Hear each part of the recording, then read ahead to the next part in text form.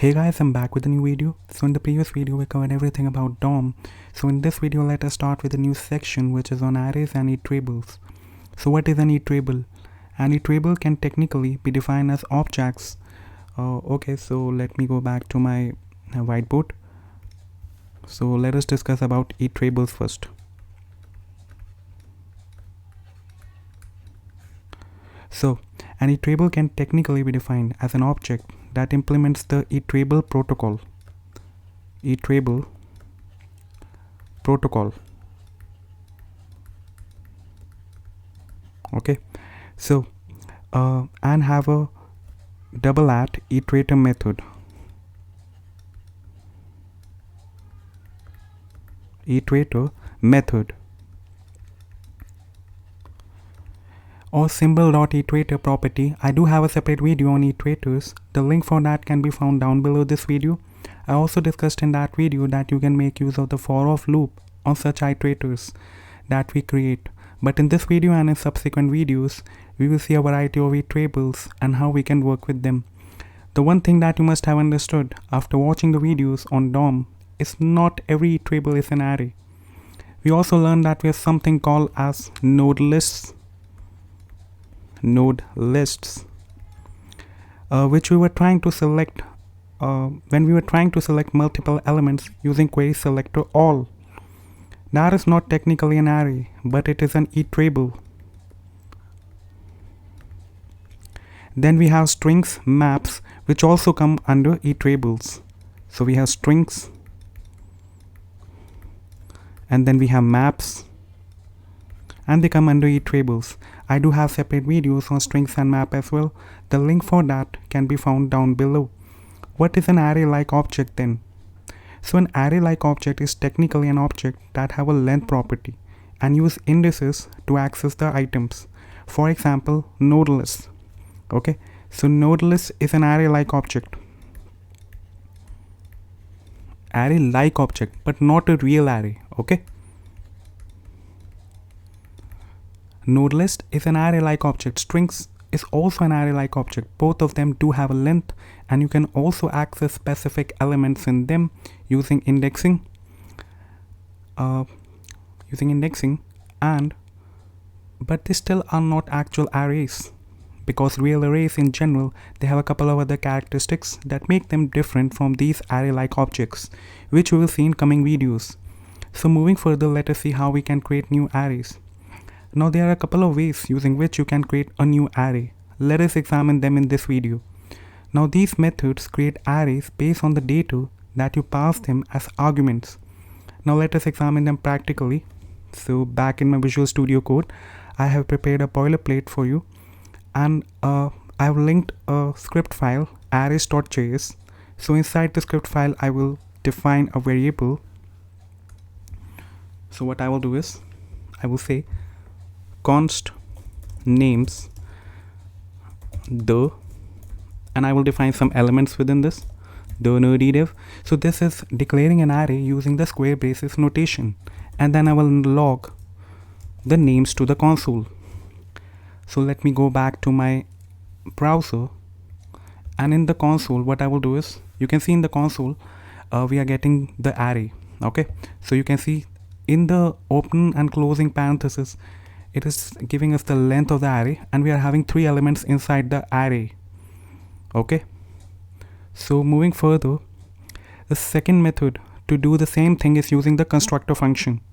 So what I will do is, back in my Visual Studio Code, I will say const names, and I will say C for constructor, and new array. And what we will do is, we'll copy these bunch of elements and just pass them as arguments to our constructor function. So we'll discuss about constructor in coming videos, so don't worry for that as of now. So let me go back to my browser and check what are we getting in this case. So as you can see, we are getting the same array, exactly same array, which we declared using the square braces notation. So this is using constructor function. As you can see, to this constructor function, you can pass as many parameters as you want, and this will spit out an array for you. Now, if you want to create an array of a finite number of elements, in that case, you can make use of one parameter, which is how many elements do you want the new array to have. So I will say, so suppose I want to create an array of numbers which has 10 numbers inside it. So back in my Visual Studio Code, I will define const numbers, and I will say, again using the constructor function, and I will pass the array length here. Okay, so I want 10 numbers, so const numbers, and what I will do is console log numbers. So using the constructor function, in the mode that you're taking only a single parameter, and that single parameter is the length of the array. Okay, so I'm passing 10 because I want 10 elements in my array. And let us check the browser. So currently you can see we are getting 10 empty slots within our array because we haven't set any elements in the array. It is initially empty. Okay, so this spits out a new array with a length of 10, which is actually empty. As you can see, this is essentially an empty array with a fixed length. If you omit the new keyword, then also it will create a new array, but for performance sake, I would recommend you to go with the first way of doing this. Now another way of creating an array is using the of method. Okay, so let me tell you about the of method. So back in my Visual Studio Code, so using the of method on the array object, here also you can pass a bunch of values as arguments to the of method, and this will spit out another array. So I will say, so using the of method const numbers of, and I will say array.of. so the of method takes a set of elements that you want to include in your new array. So I'll pass 1 and 2, and what I will do is I will log the array that we get from this method. So I will say console log numbers of. So let me go back to my browser, and as you can see we are getting 2 elements in our array. So this is using the of method. Okay, so this will also be a slower from performance standpoint. Then you might be wondering why then we are learning about these methods. Okay, if they are rarely used, the reason is there are some super rare cases where you might need to create a dynamically new array of specific length. Therefore, you need to understand that you must be at least aware of these methods because you might encounter them in some code snippets. A better approach to above methods for creating an array is using the Array.from method. Now Array.from is special. It doesn't take multiple numbers like above. Rather, it takes an iterable or an array-like object. Now this method will allow you to convert an iterable or an array-like object, which is not an array, to an array. So what I will do is I will create a new variable. So back in my Visual Studio Code, so let me leave a comment using the Array.from method, and here I will say using the Array.of method. Okay, so here I will say const channel name, and I will say Array.from. So here we will pass an iterable object that we want to convert to an array because it takes an iterable object. Okay, and we need to map it to an array. So what we will do is we will pass a string here. Suppose the nerdy which is a string, and strings are iterable object as we had discussed. So from this iterable object we will get an array, and what I will do is I will log the channel name to the console. Okay, so what it will do is it will basically split the string at each character, and each character will now be stored at a separate index. So let me go back to my browser, and as you can see we are getting 13 elements in the array. So it says the nerdy and it also takes space into account. Okay, so this is how we convert an iterable object to an array using the Array.from method. So this was about Array.from. So let us move further. So now you can see we are getting an array where the string that we pass got splitted into separate characters. Now this method is therefore useful when you have some string which you want to split into constituent characters. So now we know how we can create new arrays. I also want to emphasize what you can store in them. So you can store strings, you can store numbers, you can store an object and many other types of data. So let me define a new array. I will say channel data. So const channel data, and inside this array first I will store a string, .def, then I will store a number, then say I will store a boolean, then some null and undefined, and then an object. Okay, and here I will say content set to web development, and I will log the channel data to the console.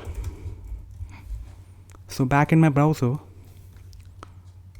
we get an object, we get an array, and here you can see the first element is a string, the second element is a number, the third one is false, fourth is null, and fifth is undefined, and the sixth one, because we know indexing starts from 0, so the first element will be at index 0, the second element will be at index 1, the last element will be at array.length -1. So at the last index we are having this object which is storing the content, and the value for that is web development.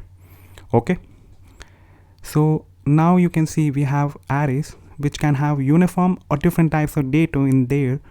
You can also have nested arrays or multi-dimensional arrays as well, as they are called.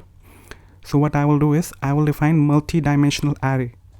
So back in my Visual Studio Code, let us see how we can declare a multi-dimensional array. So creating a multi-dimensional array.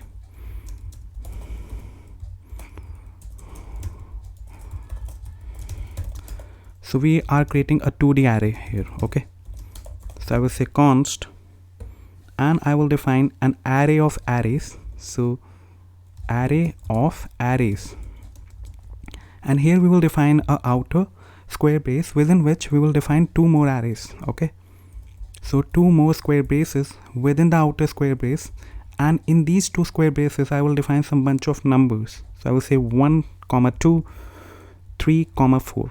Okay, now let me log this to the console, array of arrays. So let us go back to the browser to see what we get. Okay, so you can see we are getting an array of two arrays. Okay, so if we open this, you can see at the very first index an array is sitting, at the second index also we are having an array. So at the index 0 we are having an array which has 1 and 2 as its elements. Then at index 1, which is the last index of your array, the outer array, inside which we have another array sitting at index 1. So this is called a two-dimensional array. Now let us iterate over the array of arrays. So here I will show you how we can use a for-of method to iterate over the array of arrays or on a multi-dimensional array. Okay, we have seen this method in the Iterators video. The link for that can be found down below this video. Okay, so what I will do is I will say for const array of arrays. So first we'll pick up the very first element of our array of arrays, and the very first element that we pick up is itself an array. Okay, then in the second loop what we will do is we will take this array which we picked up in from the outer iteration, and then we will cycle over it. So I will say for const element of array, and then I will log the element to the console. Okay, so we are using two for loops. The outer for loop will pick an array each time, and then within the inner for loop we will pick up each element one by one. Then we will print each element of the first array. Then once the first array is done, we will move over to second array, and the switching from one array to another is taken care of by the outer for loop. Okay, so let me see the output in the browser. So you can see we are getting 1, 2, 3, 4. So we were able to successfully iterate over the two-dimensional array. So you can have n levels of nesting, so that is not a problem here. You can also have mixed data in multi-dimensional arrays, just like in a single dimensional array. So this was all about the video on arrays and iterables. So in the next video onwards, we will see more about arrays. We'll discuss about methods that can be used on arrays. We will see how we can search elements inside an array, and we'll also see higher order methods in the coming videos. So I'll see you guys in the very next video. Thanks a lot, guys.